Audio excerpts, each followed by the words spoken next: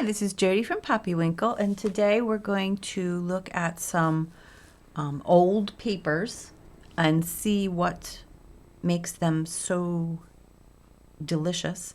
And then we're going to try to figure out how to emulate that to make new papers look old.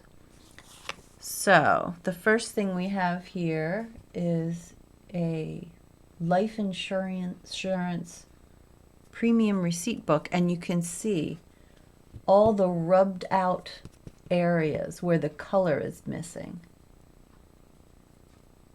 So first of all, the actual color, that kind of green with the tan, that's sort of old looking right there. You know, it's not lime green, it's that color green. It's like old green.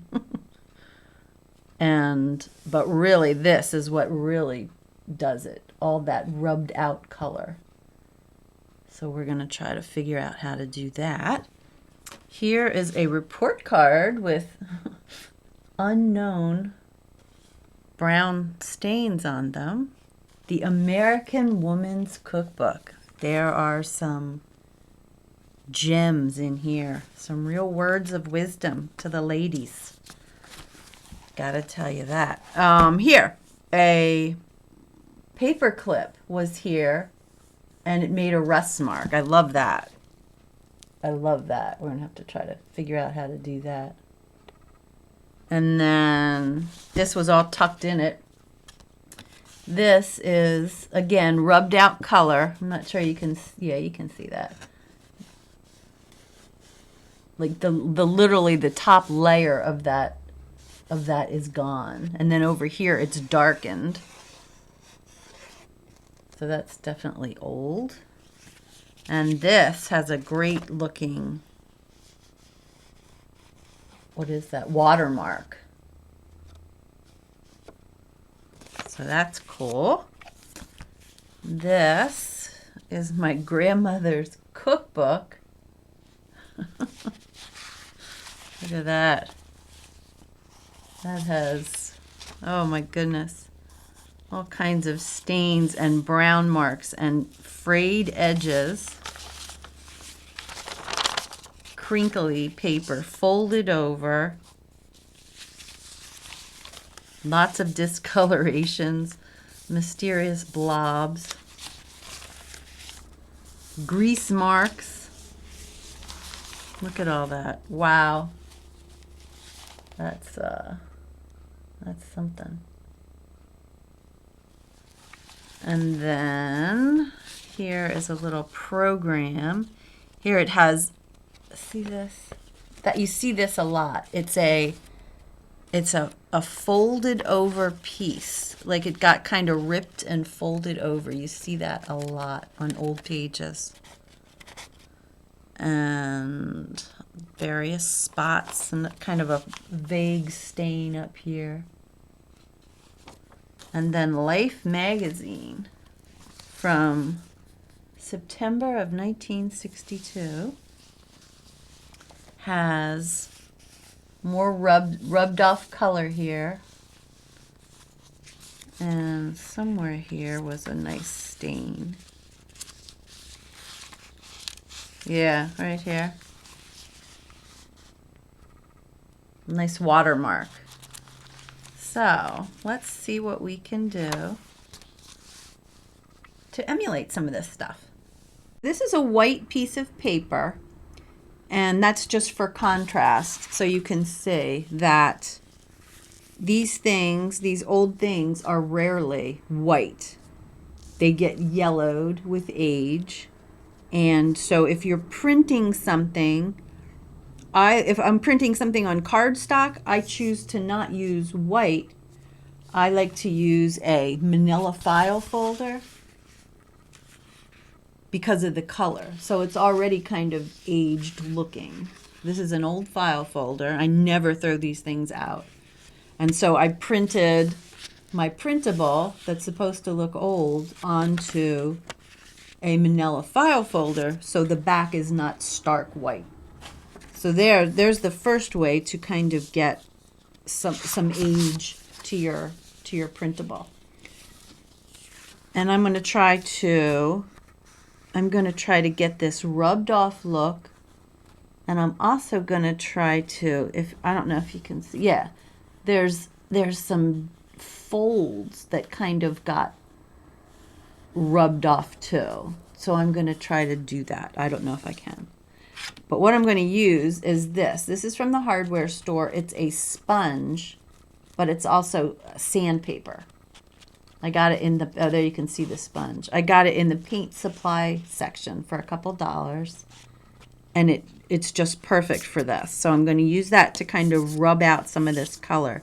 And I'm going to use just this pointy, it's just a thin thing I'm going to stick under there. It's an awl. So then maybe I can get the lines. Because I don't necessarily want to fold it all. I just want it to stick up a little.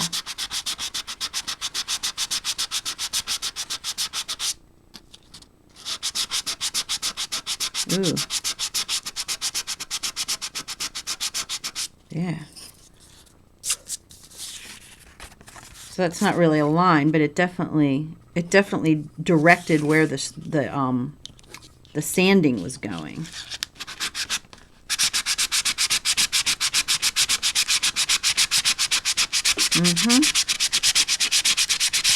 Oh yeah.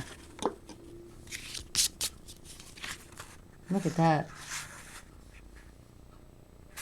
Now these don't have, a lot of times people will make that dark with brown ink, but that's not what I see here. It's really just the rubbing away. So I'm just going to leave it like that. I would do more, but you don't have to watch me do more. So this is the real aged paper. This is a regular sheet of white paper, white copy paper. And then this is that same copy paper that has been tea dyed or coffee dyed. And I have a whole video on how to do that. I have a great way of doing it so you can just stack it up piece after piece after piece, and it doesn't take over your whole kitchen. You know, you just got one pile of wet papers drying. And I'll link to that video in case you don't know how to coffee or tea dye paper.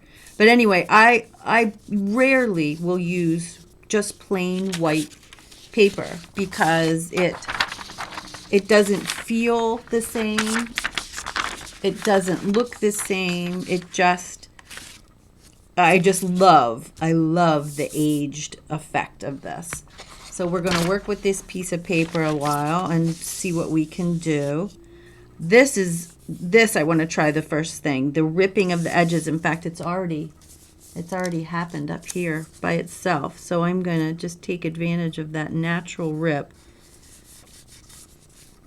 and fold it over. And you can see it's browner on that side. Look how brown that is around the edge. And people do that with an ink pad and brown ink.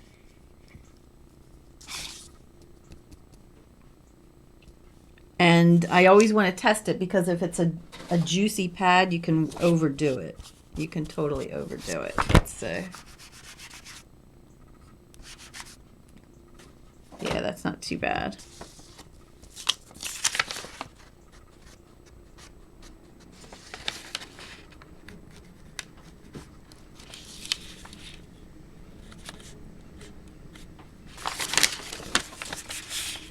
Yeah.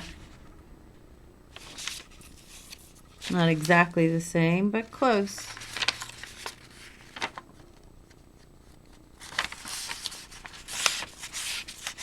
So just the fold and ink as a way to get some age in it. And what else do we have? Okay, we have a light watermark here. And I'm going to try it with just water. I don't know. Maybe since it's coffee dyed, I bet since it's coffee dyed, it really will work because there's something in there to run and discolor. So let's try it. I've got a big cup of water here. I'm going to put it. They seem to be on the edge a lot. Oh, look, it has one already down here. I already spilled something on it at some point. All right, so I think that one, let's go over here.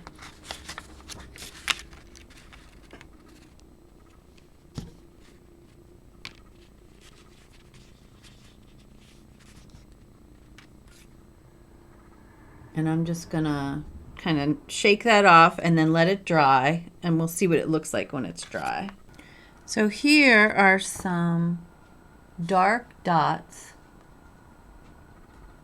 and people use this to make those dark dots, but I find when I spray it like it's meant to be that I get too many. I get more dots than I want. So I like to just take the lid off and kind of flick it.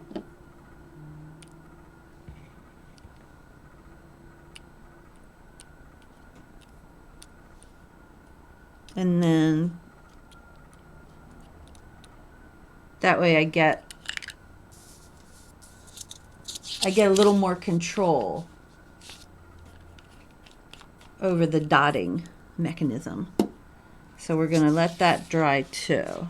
That's the same as the watermark, so that can all dry. If you are ever at an estate sale, look and see if there are any old cookbooks, because they are often just chock full of gems. This one is from 1945, and there are just things, all sorts of things stuffed in here.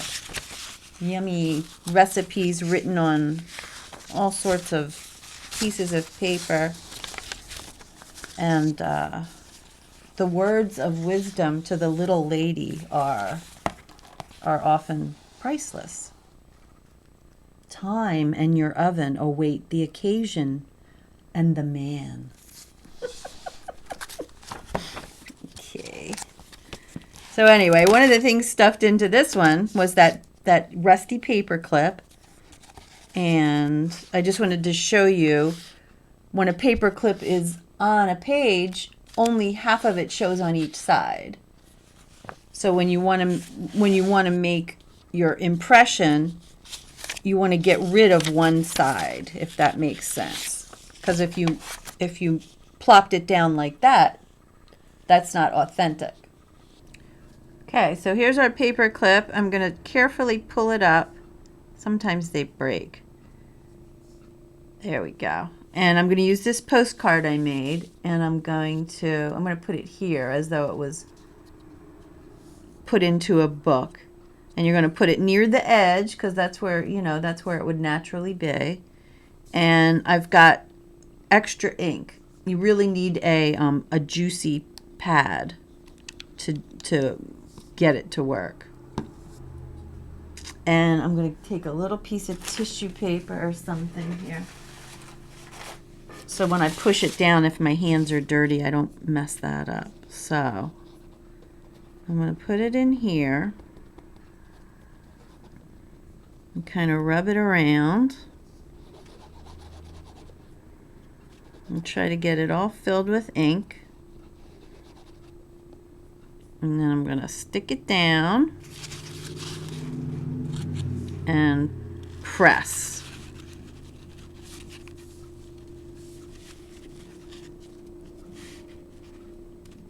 I was surprised how dark that real one was. Like, there was a lot of color to it. Okay.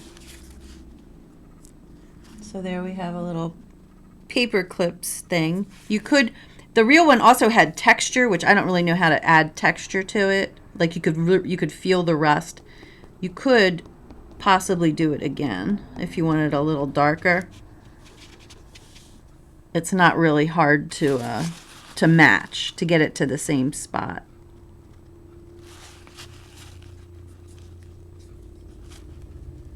Famous last words. But I like that better. And here is our piece of paper. It had the torn top and a couple of dark spots, and then our watermark has dried. And it has the exact what I wanted, the dark edge around there. So, and that was just with water. So if you have any questions about any of these tips or any ideas to give to me, I'd love to hear them. Just leave a comment below, and thanks so much for watching. Bye.